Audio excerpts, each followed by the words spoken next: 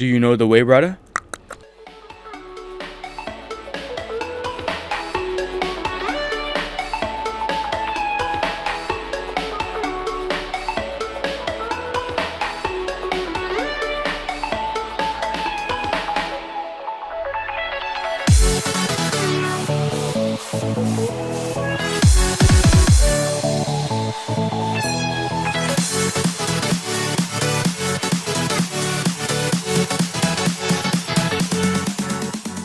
Hello everyone and welcome to Anime Club After Dark, the podcast that delves into all things anime, manga, and otaku culture related. I'm your host Alex, but you can call me Senpai, and joining me tonight I have our Wizard of Wait What, Chinoda. I don't read light novels. What the hell am I doing here?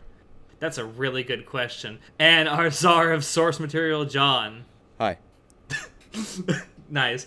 Alright, so we haven't actually recorded since last year. This is our first episode of the year, so there's a couple of news and announcements we kind of want to get into before we talk about what we're going to be talking about tonight, which is light novel anime adaptations. First and foremost, over the last week we learned a few things. One of those things is that Amazon has decided to discontinue their anime strike service. How do we all feel about this? Fucking thank Lord. They decided to just God. dissipate it into regular Amazon Video. Like, how fucking dare Amazon decide that they should charge a premium for anime? A premium on top of a premium. Yeah, $90 premium for Prime and Prime Video, and then on top of that, another $5 fucking dollars. Like, come on. Yeah, I feel the same way, pretty much. I wouldn't mind Amazon strike as a service. It was actually good to have a contender. I always like having more contenders. But don't charge a fucking double paywall. Like, there's a reason your service failed. Now, with that, I hope they learn from it and grow. And we'll see how it turns out. I hope this isn't something that's gonna seen as a bad thing about anime. Just like, this was all Amazon's fault. If they get their shit together, we might be able to have something good, realistically. Yeah, I mean, go ahead, John. to me, the double paywall was a fucking major deal breaker, but also, like, I did not like the UI. I fucking hated it. I was like, this is so garbage. If you're gonna, like, try to charge me a double paywall premium, at least make your UI not bad. At least make it as good as Crunchyroll's. And Crunchyroll's is not even the best, honestly. It's not even that good, to be perfectly honest. No, see, I didn't mind the UI personally. There were some aspects of it that I actually liked. The ability to resize subtitles was great. But my biggest sticking point was the double paywall. And like Chinoda, I didn't mind it being a separate service, like away from Prime Video, as long as I didn't have to pay extra for it. Or if I could just pay, like if I were a non-Prime user, I could just pay the $5 or the $10 fee just to have access to that. I didn't mind that particularly. I think, like everyone else, I think it's kind of good that it's gone. One lasting legacy I think it's going to have is that both Amazon and Netflix, too, have kind of added to the fact that licensing fees are skyrocketing. And it's mostly because these two companies have incredibly deep pockets and they could go out and grab whatever they wanted. I'm hoping with one less hand in the pool, it'll kind of go down a little bit, but who knows? I also don't think that Amazon's gonna completely get rid of like anime entirely on their service. I don't think they're gonna go for it as aggressively as they were before, but I definitely think that Amazon will keep licensing anime here and there through Prime Video.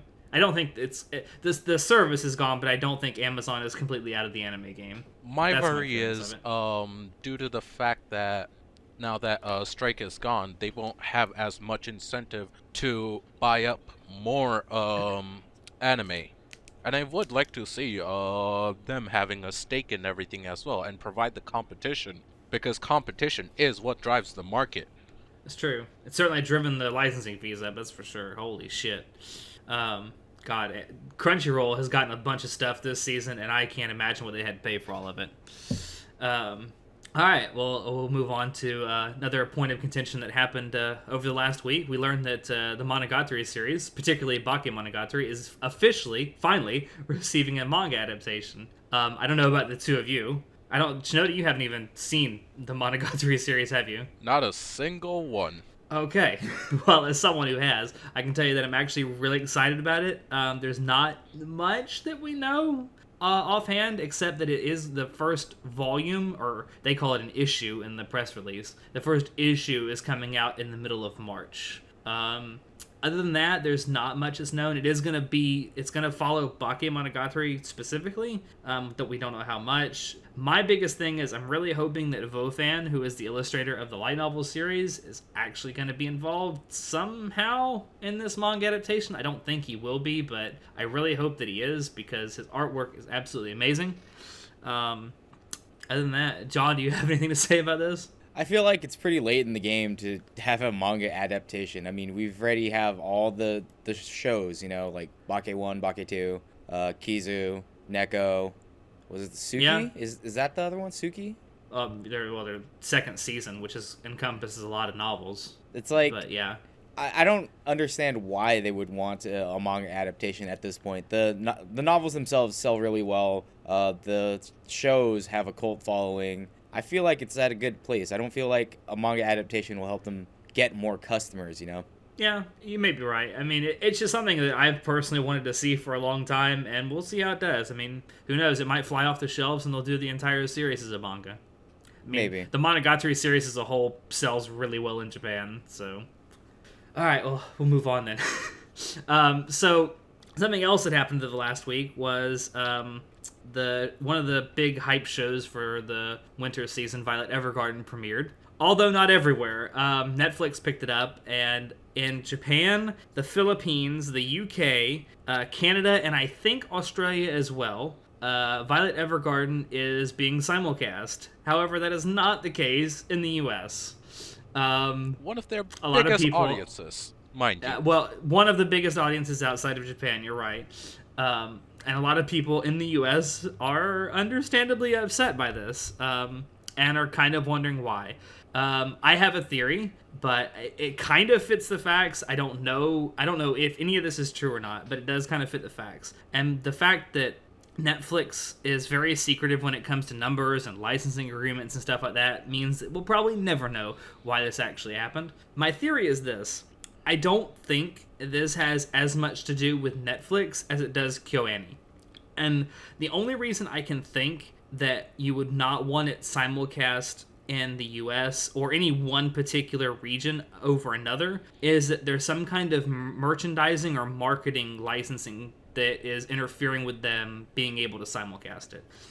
I that's the only thing I can think of. Whereas Netflix is somehow going to either merchandise or market Violet Evergarden in some way different in the United States than any other region.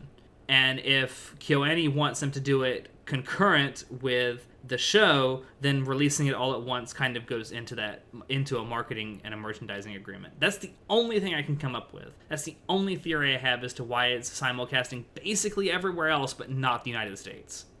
That's my theory. I may be completely wrong. I may be right. Who knows? We may never know because Netflix is so secretive with shit like this. All I have I just to know say, that a lot of people are upset. all I have to say about Netflix and them not simulcasting in the US is that to anyone out there that's gonna go to the Seven Seas to watch Violet Evergarden, please support it if it does come out in your area. I want to see it succeed. I want it to have really good numbers. Yeah, you and I have seen the first episode, and we know how good it is. I know how pretty it is. Story-wise, the director explained how he wants the story to proceed and stuff, and I've got a general idea of how it's gonna proceed. But I did cry at the first episode, so it's a feels train. And Yeah, I'm really definitely. looking forward to it. I'm probably not going to watch it until it comes out in the US, quite honestly, because I don't know if it's something I'll rewatch a lot is the problem here. So I'll wait. Okay. I mean, that's fair enough. Something else I can actually mention because it's been confirmed by multiple people across the world that this has actually started a simulcast in. I can say for a fact that they're not simulcasting in the US for dubbing reasons, because even in Japan, Violet Evergarden is simulcasting on Netflix with an English dub. What? Episode to episode. So it is already the show has already been dubbed in English. It's already been dubbed in Spanish and Filipino and a bunch of other languages as well. So it's not for a dub reason. I can tell you that for sure. Oh my goodness. I want So to it's hear even- the it is- Japanese dub. I don't want to hear English dub. What trash is this? I know. I'm just saying that it's even available in Japan with an English dub. That's so really the weird. Dub, Netflix waiting for a dub is not why it's not simulcasting. So This is very Anyway. suspicious. it is. I really can't think of anything besides a marketing and licensing agreement that's making it not be simulcast in the U.S. So I think it has more to do with KyoAni than Netflix themselves. But like John said, please, if you are living in one of these areas where it is simulcasting and you watch it, please watch it legally. Please support the official release. I know that's a tired statement, but please do it because this actually looks really good, and I'm hoping that it's going to be good. It's also been recently listed as 14 episodes instead of 12, so that's also something. Yeah, the plot thickens with Violet Evergarden. I think with that, we'll move on to a way I can segue into our main topic. This last Wednesday, January 9th, was the 10th anniversary of Spice Wolf anime. My favorite anime of all time. Not the best, but it's still my favorite. I absolutely love it, and it's a great segue into what we're actually going to be talking about tonight, which is the concessions that are made when light novels are adapted into anime. I think that John and I both read quite a few light novels. How many are you reading currently? Like 70. That's a lot of reading. Dude.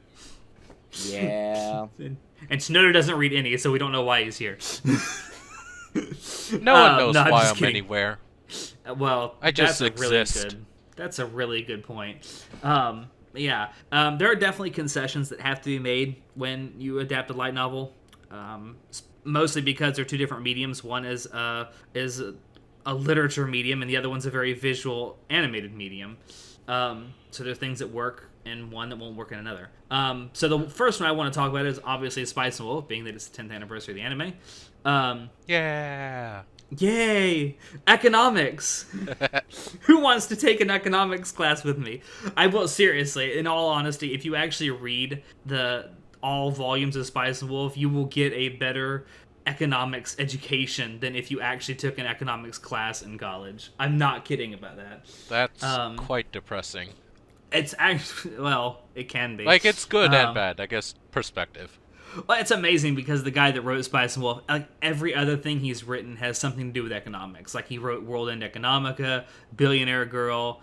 He's currently working on a VR game for Steam called Project Lux, which I don't really know if it's any economics involved, but he is writing it, so probably. Did this guy have a major in economics or something? Sheesh. I believe that is actually what he went to school for. Oh, okay.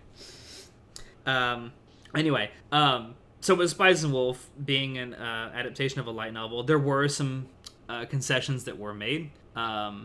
Chief among them is the first season of the anime adapts volumes 1 and 2, whereas season 2 adapts volumes 3 and 5. They completely skipped over volume 4. As someone who's read volume 4, I can say that it's a really good thing in the anime that they did, because it is almost entirely world and character building. They took a lot of ideas that were in volume 4 and kind of meshed them into seasons 1 and 2 kind of sporadically, but they didn't actually adapt any of the story that takes place in volume 4. Also, I would like to point out that there's an anime YouTuber out there called Mother's Basement who actually did an entire 20-minute long video of all the differences between Spice and Wolf's anime and light novel. I highly recommend you go watch it because he actually describes it way better than I ever could, and he goes into enormous detail about some of the stuff that was skipped over. There's a specific part in the first few episodes of the Spice and Wolf anime that are completely anime original that I can see why they did it for the anime, because they wanted a second love interest for Lawrence. So there's this character called Chloe in the anime who doesn't appear anywhere in the novels.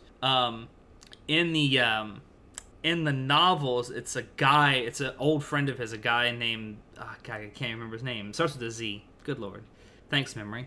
It's only my favorite light novel series. Anyway, he's not in any way a love interest, thank God. And it kind of makes it awkward for the anime, but in the light novel, it's very like just friends being friends, like bros being bros. Whereas it's kind of a cringy one-off romance in the anime. But it also serves to illustrate Holo's character a lot, because she has to kind of compete with this one girl who's always going after Lawrence. Other than that, there were a few other big changes between the light novel and the anime. One being, in the light novel, it's made pretty clear that the quote-unquote church that's always being talked about is the Catholic Church. Because there's lots of allusions to, like, the Virgin Mary and Jesus and stuff like that. Whereas in the anime, they take all of the Christian and Catholic references out. Specifically, anytime there's a shot of a church, there's always, in the light novel at least, there's always a giant cross on top of every church. Well, in the anime, they completely take the crosses out. Another one, when Lawrence first meets Holo in the very first volume, he actually describes her as the Virgin Mary, where in the anime, that's completely left out. So yeah, they take out a lot of the Catholic religious references in the anime. I think that was to make it more accessible in Japan, because I don't think that Catholicism is that widespread in Japan. I may be wrong about that, but I'm not sure. I don't remember the exact numbers, but a majority of them are still Shinto. Other than Buddhist. Shinto Buddhism is like 40% or something. Then like another 20% are like just agnostic, where they just don't really follow a religion. They just do like cultural stuff. Like they'll still visit the temple for New Year's, the Hatsumode. And I think it's something like 15% or something are still Christian. Yeah, I mean there is a significant, somewhat significant Christian population in Japan. I don't know how many of those are Catholic, but I assume most of them. But yeah, they do take a lot of those Christian religious references out of the anime. I think that actually works to the anime's benefit, because it can literally be any church, anywhere, any religion. So you can like insert religion here, whatever your local hated religion is, just put it in here. Excellent. Yeah. I will say though, now that there's actually a spin-off anime that focuses almost entirely on religion, if they ever make an anime about it, I don't know how they're gonna avoid all the Catholic references in this.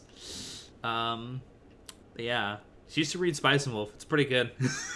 That's what you should take away from this. I do think that a lot of the stuff that they took out for the anime adaptation actually works in the anime's favor. There's some stuff that doesn't. There's a lot more that they go into in the light novels about how the economics of each city-state works, and like how currency trading works and stock trading and stuff like that works. So if you just watch the anime, they kind of fly through it. They do explain it, but they fly through it, and they do a very broad explanation of how it works. In the light novel, they get way more nuanced and into how like A leads to B, leads to C, leads to D. Whereas in the anime, they're just going to show you how A leads to D. Huh. Okay. Did they do it in like a slow pace, or does it work out well? I would say in the light novel specifically, I would say that they do it pretty slow pace, but it actually works in favor of the pacing of the story. Okay. Because the stories themselves, for the most part, most volumes are pretty slow paced. The last few novels are pretty fast paced, but they're also less about economics and more about the relationship between Lawrence and Holo. But I would say it actually serves the story the way it's paced, like the narrative that goes into the explanation of all the different economic systems that are in this world. And it's worth pointing out that the story that's being told in Spice and Wolf itself is a pretty good representation of the economics of Middle Ages Europe, because every single city-state has its own system of economics, has its own currency, has its own way of doing business. And a lot of what goes on with, because since Lawrence is a trader, he has to work out like how to trade currency to where he actually makes money instead of loses money. And he's constantly trying to avoid going bankrupt, and he does eventually. Spoilers. Jeez. He does it. It's not for long. Still, spoilers. Scumbag? Well, I mean, we're talking about light novel adaptation, so there's going to be some spoilers. Until I get on it, you'll see. Anyway, yeah, I'm done with Spice. You should really give Spice and Wolf a chance if you never have. It's really, really good. Especially if you're interested in light novels, I'd say this is actually a really good light novel to start with, because it's pretty. There's not a lot of light novel tropes in the story. I think. What the hell are light novel tropes? Like, that's a really good question because I just came up with that phrase. um, it's what I'm trying to say is it's pretty accessible if you've never read a light novel. Okay. That's all I got. What do you got, John? Because I know you've read a lot.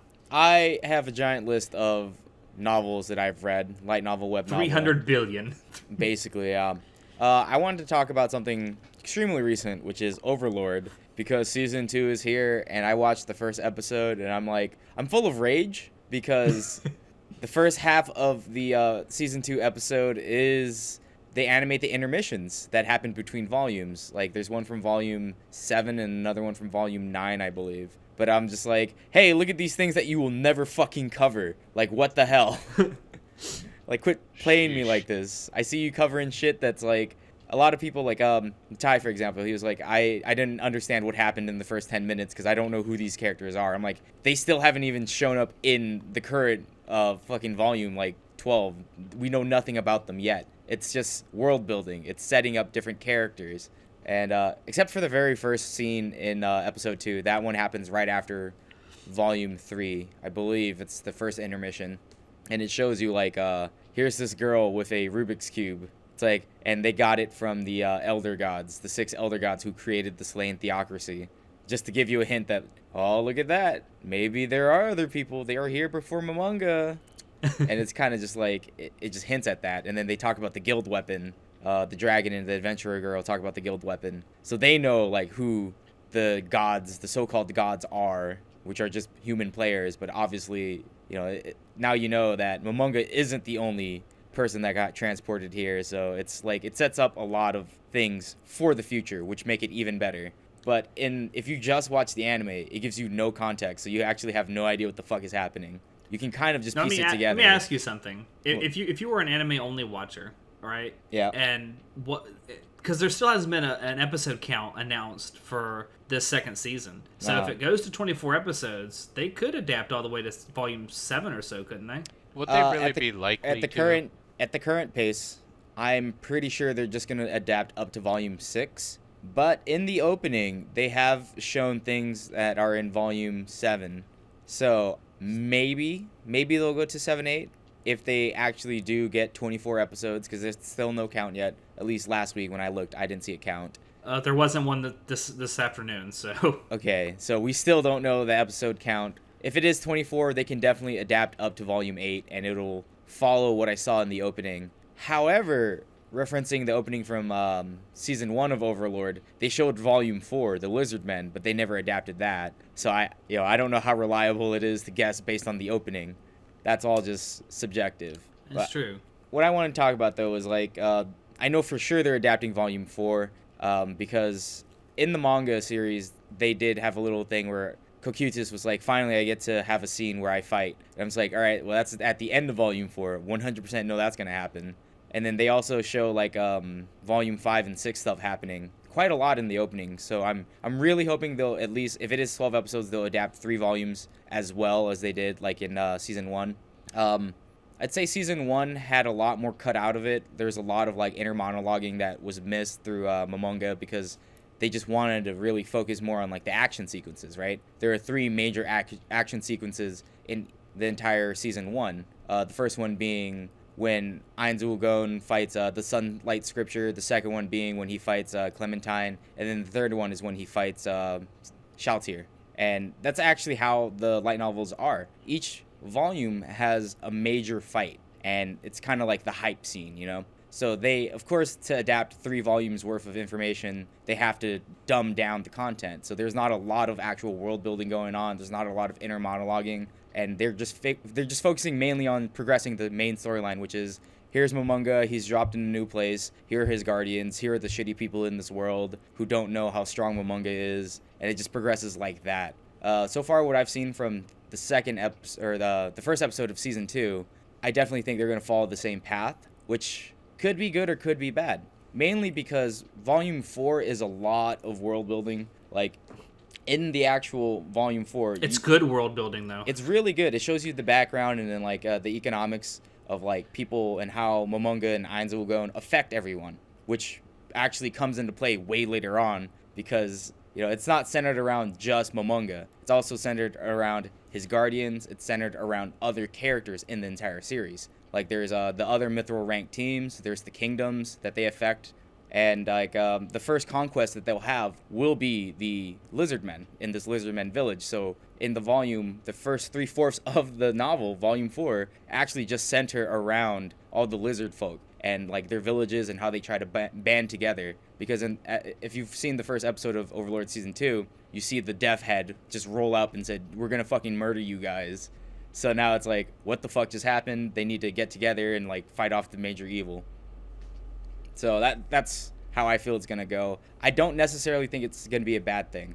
The background isn't as important in volume 4, 5, and 6 as it was in 1, 2, and 3, and the action sequences definitely are amazing. I am concerned that if they do adapt volume 5 and 6, that 5 and 6 are a two-parter. So generally it's like, you know, one volume is one arc. Well, 5 and 6 are actually the same arc. And the first, volume 5, is going to be more about Sebas and how he feels about the entire situation. And it focuses more on him. Surprisingly, in the Overlord light novel, it's not actually about Momonga or Ainz. It's actually about everyone else. He's kind of just there in the background. It's actually really funny. He shouldn't be playing a major part in the anime series other than at the end of volume 4, then obviously at the end of volume 6. But in volume 5, if they adapt that, you should not be seeing him very much. He's actually a very background character. It'll be focusing more on Sebas, Solution, Shaltir, all the other guardians, not just Ainz. So that's what I like, because it really sets up, like, you see how these guardians view Momonga, how they view like their place in the world. It's a different perspective. You would think that Ainz is actually the main character, but he's kind of not. He's kind of just there. It's hilarious. He has the gravitas to be a main character. Well, he's supposed to be the main character, but the light novel does such a great job at building everything else around him, which I feel absolutely. Season 1 did not cover at all. Because everything in Season 1, how he affects everything, comes out after Volume 7. 7, 8, 9 is like when you start seeing things start connecting a lot more. Like the actions that Momonga has and all the fallout of his actions. What happens when he actually saved the first village in Season 1. It actually comes back to that, which is really great about the series. A lot of world building. And I don't think necessarily that they'll need a lot of that world building for Volume 4, 5, and 6 to make it successful. Yeah. I would like to say specifically about the light novel, Volume 4 is amazingly well written. Especially anything to do with lizardmen is just, everything about that was just fun to read. At least it was for me. Yeah. See, like, I love Volume 4. I have the physical copy, you know. But the more I read Overlord, it's just like, it always changes. Like, oh man, Volume 4 is fucking super. Then I read Volume 5. I'm like, oh god, I need to read Volume 6. I read Volume 6. Oh god, I gotta read Volume 7. And it kind of just keeps going like that. That's how I am with the entire series. It's all spiral out of control, and you just reread the whole thing all over again. Yeah, I think I'm on my 4th read-through of Overlord. Don't judge me.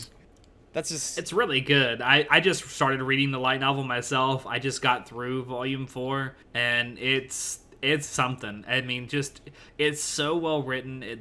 And like you say, it's all about world building, and it has some of the best world building I've ever read in like a light novel format. And the fact that the world building is done in such a way that it doesn't detract from the actual story being told. It's actually woven into the story being told. You don't have to actually stop for, you know, several chapters and listen to some whoever talk about the past of the world and how everything is. You can just keep going with the story, and it's just it unfolds before you, and it's so well written like that. And it's so rare that you see that in a light novel. Well, what's really great is that it follows the point of view of different characters in the entire world. So, obviously, Momonga is supposed to be like the OP Overlord main character guy, as you saw in Season 1, but as you get further past Volume 1 through 3, you realize they always start, like, Volume 4 actually starts with the point of view of the Lizardmen, and you don't get to even see Momonga until, like, maybe halfway through, where they have, like, one chapter dedicated to him and what he's planning, and then it goes back to the Lizardmen. And you don't see him until the very last 4th of the novel. And then in Volume 5, he's not even there. He's mentioned here and there. And you don't actually see Momonga do anything until the end of Volume 6. Like, he's not a critical player because his entire prerogative of the entire situation is that he wants his name to be known and widespread, but he also cares about his guardians, and he's trying to make a place for his guardians so they're safe. Like, if you've seen season 1, you understand like how he felt when he had to fight Shaltir, and the whole when he was taking Albedo through the mausoleum, and how Albedo felt about the mausoleum, how she was super sad. She's like, please don't leave us, you're our one and only god. But then Momonga is struggling with saying like, well, I don't want to be here, like, you guys are my friends' children essentially, but I still want to find my friends. And it's just that there's that struggle in him, internally, what he wants to do and how the world views him, because he's such a strong being and so scary to everyone else because he's an undead. It's really great. It's a great story woven in and out, and I love the different perspectives, which is why I'm super hyped for season 2, because it will be the Lizardmen, Cocytus, then Sebas, and I love 4, 5, 6. They're amazing. And I'm hoping it's a lot to look forward to. And if it is 24, when they get to you get to meet like you see Blue Rose, one of the mithril ranked teams in the opening, and then you see Demiurge fighting Monga. So that's like volume 7, 8. So I'm like, maybe there'll be 24 episodes and they'll adapt, 4 through 8. That would be super. I would love that. And I think 24 episodes would be just enough to cover those 4 volumes, quite honestly. We'll have to wait and see. Yeah. Come on, Madhouse. Crossing my fingers. Another light novel that got adapted into an anime this season is Death March. I wish our boy Jason was here because he loves Death March. I love Death March. And we both... I'm not actually sure what his opinion is of the first episode. From my opinion, I'd say that it is adapting it really well, and it's also going pretty slow. The first episode only covers like the prologue and half of a couple chapters, so I think it'll be great. One thing that they are not doing well in the anime compared to the light novel is skills. So Death March is built like a video game, and if you watch the first episode, you'll see that the main character, Sato, he gains a shit ton of skills, and the subbers on Crunchyroll did not translate like 90% of the skill names, which I find to be terrible. Like, I get that he has a billion skills and he gets a lot of rank ups, but the main point of that is in the light novel and in the manga series is that he's supposed to be getting rank ups like a video game. It's supposed to be like a video game and half cooking simulator. Like, that's what he does. He literally will do an activity and then he'll get a rank up, and then he'll read the skill out and like try to utilize and weave different skills together. And that's extremely important to know because that's how he becomes super strong. And they're not covering these things? That seems No. kind of lazy. Yeah, that's a lot of complaints that I've seen for Death March's first episode was that, holy shit, they didn't translate any of the on-screen UI for any of his skills or anything. And that, again, is very important to Death March because the main character is playing like a video game, and he treats everything like a video game because he's a video game programmer, And I feel like that's something that they really should translate. Even though I get that there's one scene where he gets a billion skills at once, like literally they're on screen for like 0.75 seconds and they're just scrolling up and down.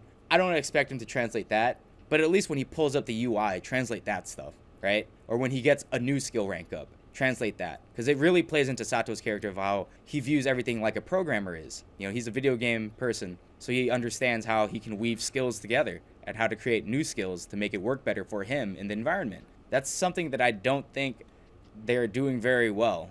It's just, the episode was fine, the progression was fine, but just that little minuscule detail of not translating skills, because it's a very big part of Death March. That and lolis.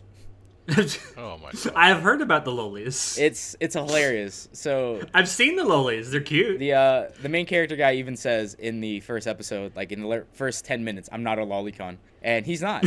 Sato is actually not a lolicon. He loves big-breasted women. And I'm really hoping that they mention the curse that he has in the anime, like they do in the manga or in the light novel. It's hilarious. The curse? The curse. I don't want to spoil it, but he has a curse. Supposedly he has a curse. Tell me after the recording. All right. That's all I can say for Death March right now. Based on the opening and the ending for Death March, I'm assuming they're only going to do 3 volumes worth because of how the pacing of the first episode went. I definitely don't think they're going to get further than that. So let me ask you something. If you actually like other isekai stories, do you think you should give the anime a try?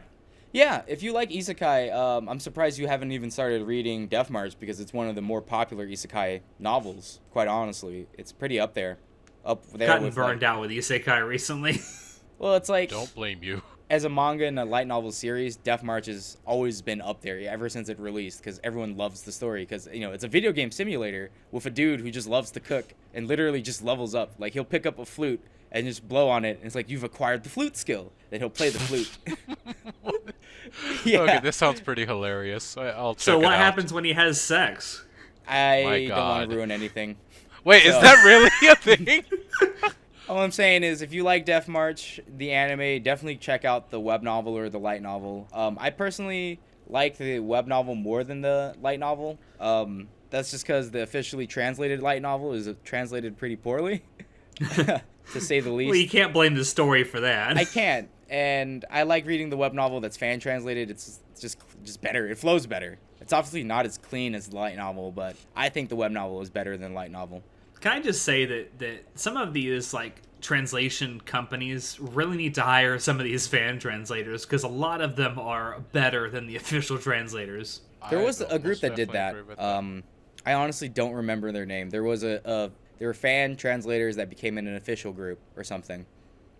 Man, there's so many bad official translations, but there's some fan translations that are top notch. Yeah. Gonna move on from Death March. Check out the anime. It's not that bad. I think it's gonna be great. Then again, the source Lolis. material. Yeah, there's a ton of lolis. The source material for Death March is pretty good. Speaking of other isekai novels, Knights and Magic, which came out a few seasons ago, I was reading that, and I didn't think the source material was that great. The web novel.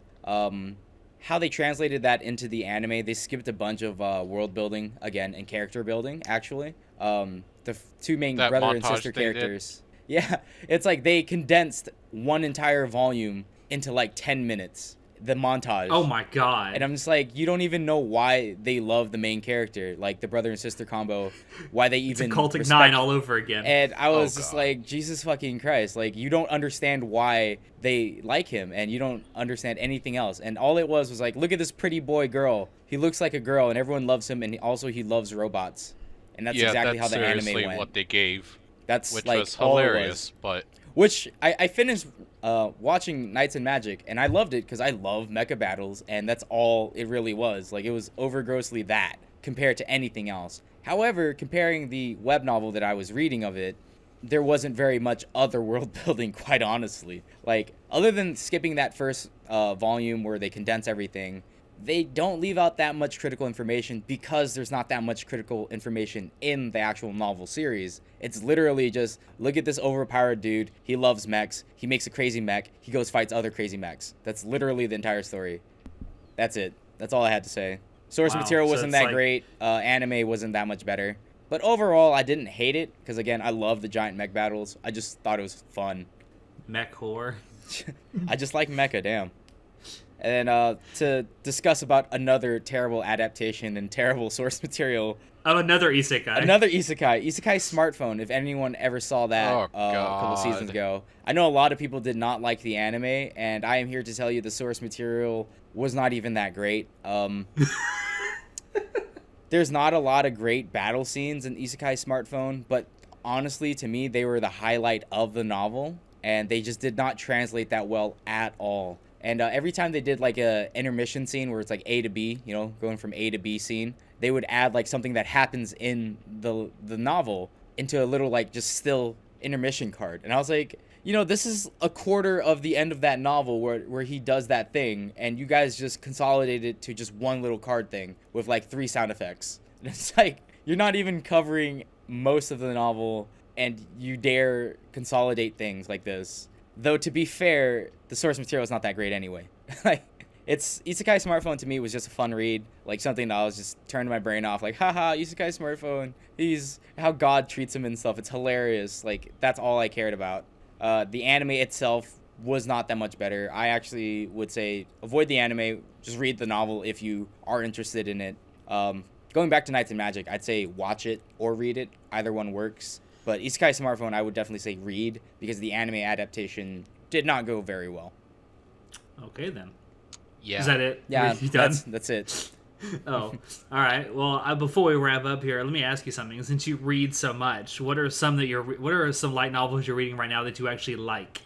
Besides Overlord, obviously. Besides Overlord, Death March, Goblin Kingdom's really good. I love reading that series. I love reading Remonster. If you're really into isekai and overpowered characters, those are good reads. I have a common theme of loving overpowered characters. There was another one, Realized Kingdom or something. A Realist Kingdom that I just picked up a month ago. That's not about an overpowered character, just about some guy who knows how to do politics, and it's fucking fantastic. A Realist It's a politics light novel? Yeah, if you like Mao Mao Yusha, Hero Be Mine. Oh, I refuse. wow, that old, that's a thing. Yeah, that old one. It's old anime. That's really old. I've never But even heard of it. if you like that style of political play and it's not just about overpowered characters, it's great. I love Realist Kingdom. I cannot recommend that enough. If you're also new to web novels or light novels in general, I'm trying to remember the name of the first one that I actually marathoned that's actually finished. It's a web novel series. I honestly don't remember what it was called. It was really good, though. It's been a while. I read it like 4 years ago. If Jason was here, maybe he could tell, but for now... give him like two very small details and just be like, yeah, I read that. For now, I'll say Goblin Kingdom, Remonster, Aurelius' Kingdom, just to start off. Well, besides Overlord as well, which I just started reading on your recommendation. Something else that I started reading recently and am nearly caught up on the source, I think, is Grimgar. And that is something that got an anime adaptation a couple of years ago now. It's pretty good. The source material is pretty good. The anime doesn't cover near as much as the light novel does. The light novel spins a different picture for the entire story and how the main character develops and stuff. They leave out a lot of critical character development, which is why during Grimgar's airing, I was like, I don't like the anime because it's not adding the really good parts of why I should care about the main character. And the characters develop slightly differently in the light novel than they do in the anime. Yeah, it makes more sense. In the anime, it feels... Well, I won't... When I first just watched the anime, I thought it was really good. I still think that the anime it still looks good and it still sounds good. I will say that the story of the light novel is better. But I actually thought that the anime did a really good job until I actually went and read the source material and found out, wow, there's a lot more depth to these characters than the anime would have you believe. I told you. I told all of you. None of you listened to me. Show still hasn't listened. He's like, no, you're all wrong. The anime is perfect. It's because he just likes the pretty colors. Well, he likes the pretty main character, too. Yeah, Same. but, they completely trivialize Renji, for example, a character in the novel that plays like a whole, I'm stronger than the main character guy, and the main character guy wants to aspire to be him. In the anime, they completely just cut him out. And I'm just like, yeah, he's very critical for the growth of Haruhito? Was that main character? Just call him Hal. Just call him Hal. Hal, yeah, that's what the official translation. Hal. So that's my complaint. But yes, Grimgar is another excellent fantasy novel. Yeah. And definitely. The main character isn't overpowered or anything. He's actually very underpowered, and he's actually trying to survive. So it's the novel is heavy into character development. So if you love, and it's almost not like it's not a complete fantasy story. It's like a fantasy survival story because there's real world stakes for these characters. Yeah. Because if you die, you fucking die. That's what I've been reading recently. I don't read near as much as you, obviously, but that's something else I've been reading that I highly, highly recommend. Especially if you enjoyed the anime at all that aired a couple years ago, definitely give the light novel a try. It's a lot better. Oh, another one that I want to recommend is Slime Tensei. Slime Tensei is really great. Please, no. Have you read Slime? Do you even know what I'm talking about? I know what you're talking about, and oh my god, just the way it's described is like, what the fuck? Slime Tensei, are you sure? It's very similar to Death March and also Goblin Maybe we're thinking about something else then. I think you are, because Slime Tensei is definitely not what you're thinking. It's just about... we are thinking about something else. Yeah, because Slime Tensei is very wholesome. It's about a guy who he dies protecting his junior at work from a stabbing. So then he dies, and then he goes reincarnates in a new world as a slime, and he meets this really cool dragon who's his bro. Then he eats the dragon, and now he's super powerful. And it's just about him, like, just being a slime and everyone worshiping him because he's super strong. What the shit? Yeah, it's a fucking hilarious series, and it's really great. That's another series that I really recommend reading. Slime Tensei. I was thinking of this, something I read, or I didn't read it, I just read about it a few months ago, about a girl who turned into like a slime monster and shit. It's like, oh no. No, it's not that. I thought that's what it was called, but I guess No. I was mistaken. It's definitely not it. But that's all I got for now. All right, well, we'll go ahead and wrap this up. So thank you for joining us. We're definitely happy that you did. We hope you enjoyed it, because we always enjoy bringing this to you. If you want to check out previous episodes of the podcast, you can find us on SoundCloud, iTunes, and YouTube. If you want to keep up with what we're doing and have a little more fun, you can join our Facebook group, follow our Twitch channel, and visit our website, where we currently have our fall division of our Best Boy and Best Girl contest going on. In fact, right now, we have the semifinals of both going on, so you can definitely get on there and vote. And as always, if you have any questions, comments, criticism, concerns of this or any episode, feel free to shoot us an email or leave a comment in the comment below. Links to all the things that I talked about are down below in the description. I have been your host, Alex, and I will see you next time. Say goodnight, everyone. Do you know the way, brother? I know the way, brother. I know the way. Follow me. I know the way. Good night, everyone. It's a false queen. Spit on her.